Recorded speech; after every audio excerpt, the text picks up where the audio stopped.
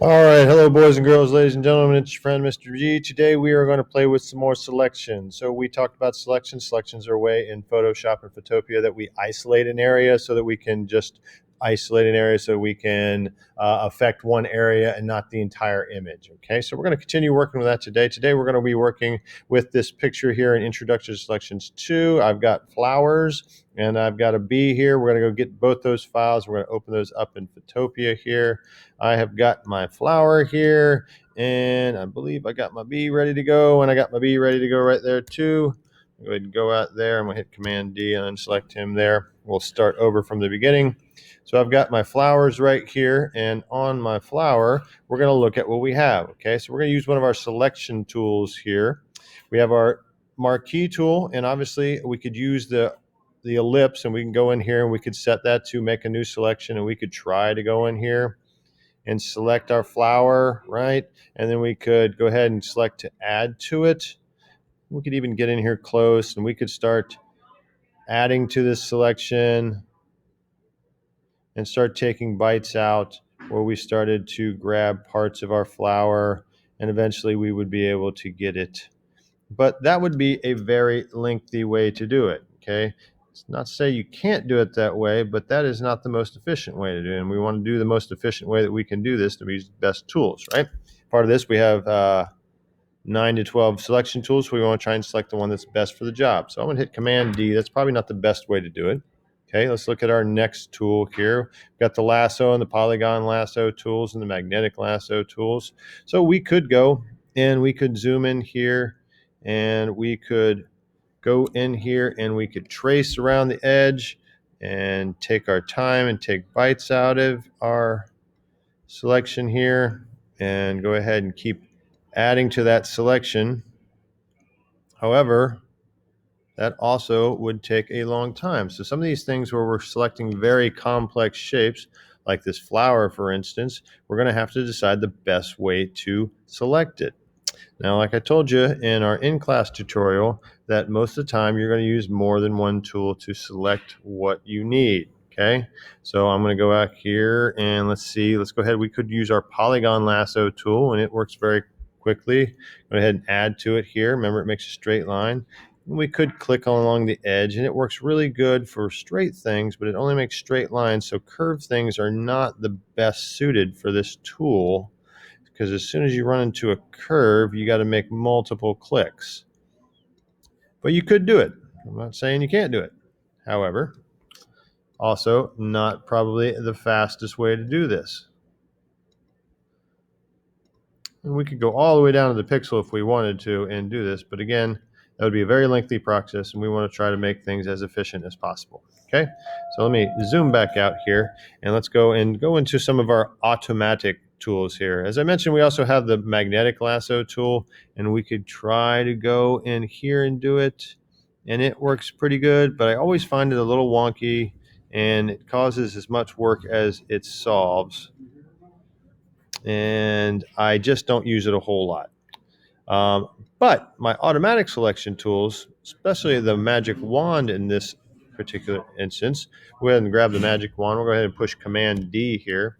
And what can we notice about this image here? That we have a pink flower, right? It's primarily pink against a green background. So if I take this image and kind of analyze it to what visual information I have, I can decide which tool would be the best for each individual selection process. So because of that color contrast of pink to green, I know that my magic wand tool, which is going to pick up color contrast, is going to work pretty well. Okay, I've got my tolerance set to 32 on my magic wand up here.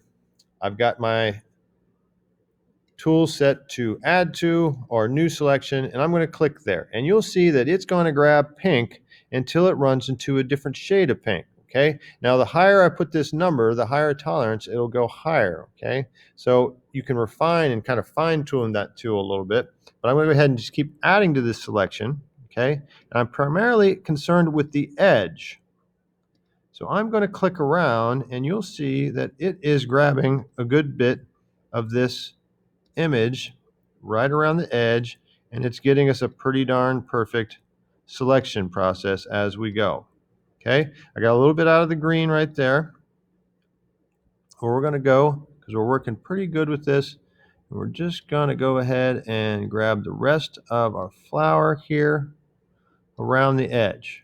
Now, once I got a good outline all the way around my edge there,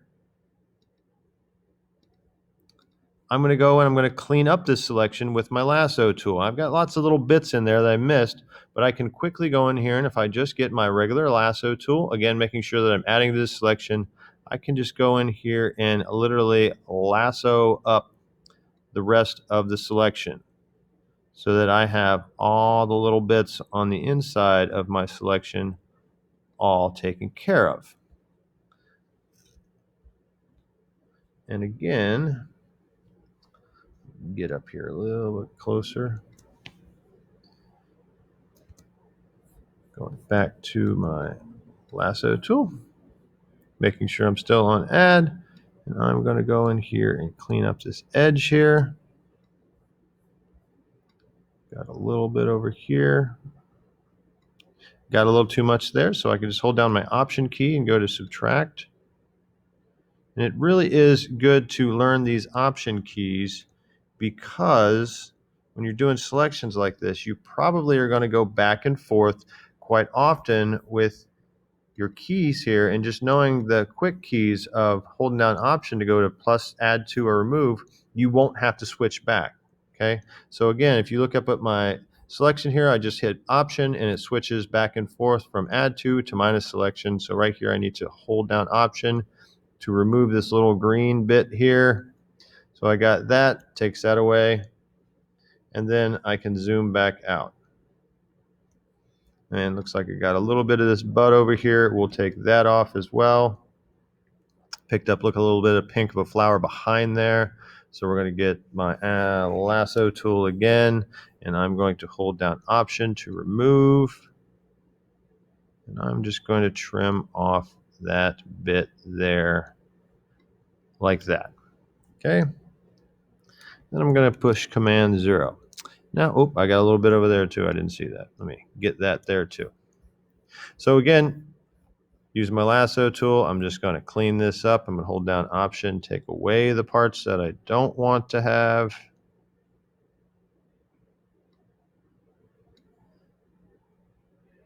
Remember, it's digital art. You can always undo anything you don't have. And you have your time machine and your history panel right up here. So if something doesn't go right, or even if I made a bad selection, I want to go back one step, I can hit Command Z and it just goes back one step. Okay. So remember that you have this time machine. So if something goes wrong, just hit Command Z and go back one step. So now I've got a pretty good selection. I am happy with my selection. I can zoom in and I can see that I've got everything. Looks like I missed a little bit right there and a little bit right there. And it looks like everything else is golden grams. So we're going to take this and we're going to make a few more flowers here, okay? So I'm going to take this flower and I'm going to duplicate it. Because I have a selection active, I can just copy and paste it. So I'm going to go at Command C to copy that flower and Command V to paste that flower. And you will see that I've got a new layer up here that has a flower on here, and you can see that we got a perfectly selected flower. I don't have any of the green area behind there. Super duper, okay? So let's move this flower. We'll go ahead, move this guy over here. Now we don't want it to look like it is an exact copy, so we are going to rotate it a little bit here, and I'm going to make it just a little bit smaller, something like that right there. Okay, I like that right there. All right, now I'm going to add one more over here in this dead area over here, and you'll notice if I look at these flowers, this flower is in our foreground. These flowers back here are in the background, and you can notice that this flower is very much in focus, and these flowers that are in the back are blurred out a little bit because there's like some depth of field that's showing that things are a little further away from us, and things get a little more out of focus, a little blurry as they get a little further away from us. Okay, so we're going to try to replicate that over here. And we're going to make another copy. So I'm going to go ahead and commit this guy right here. And then we can just hit, we've already copied it once, so we can just copy again. So Command V, paste one more flower. We'll take that guy up here. Let's go ahead and we'll rotate him or her. And then let's take her down about like that. Get her in here. And I'm going to make this pretty small. About like that. I'm going to hold down Control, and I'm going to just skew that just a little bit, just so it's, again, just a little bit different. Okay, then I can commit that transformation. All right, now we're going to go over here, and like I said, we're going to blur this out just a little bit. I'm going to get my blur tool here. I've got my blur tool. Remember, it has a brush head, so I can make it bigger or smaller with my bracket keys right next to my P.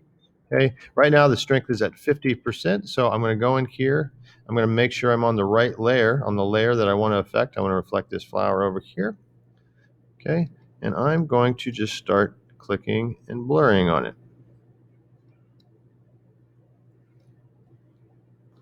And you can see it's just taking it a little bit out of focus, which is what I want. I don't want it to be as out of focus as the other flower, because that flower is a little bit further back. But I just want to soften the focus on this flower a little bit, and this will add some more realism to it.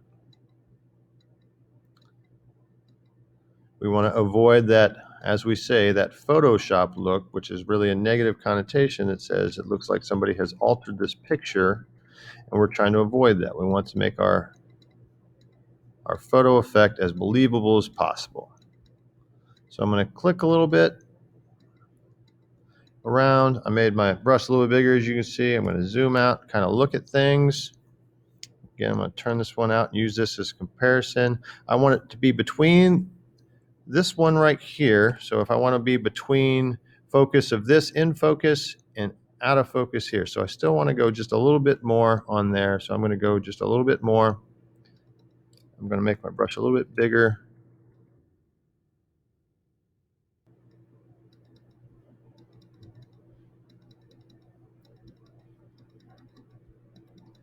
And just kind of keep clicking on it till it looks about out of focus as I need it to be.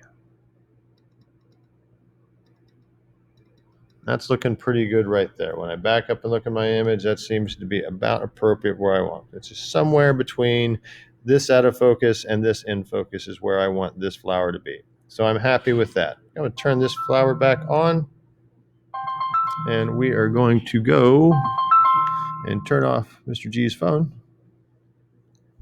And now we've got that. So we've got a couple flowers reproduced. We used our selection. We made good selections. Okay. So now let's go and select something from another picture and bring it into this picture. Okay. How do we do that? So let's go over here, and we've got our picture of our bee. I'm going to get my move tool here, and I'm going to go over here to my bee. Okay. Now let's go ahead and visually analyze this again. So I have a solitary object. It's in focus. Again, it's a completely out of focus background, right? And the background is mostly green. I've got some striations of, darker greens and blacks in there, but it is mostly green. So when I analyze this and we try to choose which is going to be the best way to select this, I think we could go in here and we could grab like our auto selection tool. We could try with the object selection.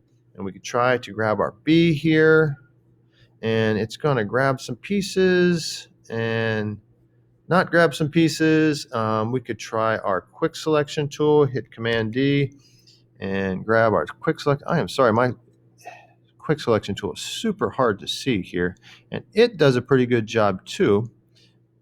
So we could do that way. We could grab it with the quick selection, Command Z, and we can go in and we can refine that with our lasso tool. Grab our lasso tool, any part it didn't get, we could go in like the antenna here didn't quite get. We could go in with our lasso tool and go ahead and add those, make sure I've got it set to add to in my selection.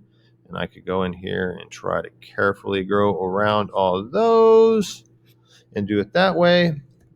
But really, the way I think is going to be easier is to try and select the green, the negative area around here, instead of trying to select the bee, because the bee has multiple colors in the bee here, from some gold and yellow and some browns and oranges and blacks. So I'm going to try and select the negative area. I'm going to try to select this green area out here instead and try to do that. And I think it's going to work a little bit better here. Okay. So I'm going to hit Command D to deselect what I've got. Okay. And I'm going to go up here with my magic wand, and I'm going to click out here. I'm just going to click some areas around here, and it's probably going to grab a little bit of the bee. But for the most part, it's going to Command Z. I'll undo that one. Grab a little bit. Actually, that's fine. So we got that, and you'll see I got a pretty darn good selection going on here, around here, just on the abdomen of the bee here. I need to go back and clean it up with my lasso tool here. So remember, we've got the area we selected is out here, so the B is actually the negative area, right? So we need to subtract from this, and then what we're going to do is we're going to invert this selection. So I'm going to go along here, and I'm going to take off the parts that are selected on the B, and we are going to go in here like this until I am happy. See if we got any other areas I want to get. Now I've got a little bit of negative area right here, so I'm going to, right between the legs of the bee here, so we're going to go ahead and we are going to remove that from the selection. Or actually, excuse me, we're going to add that to the selection. Again, hold down Option or switch between your two.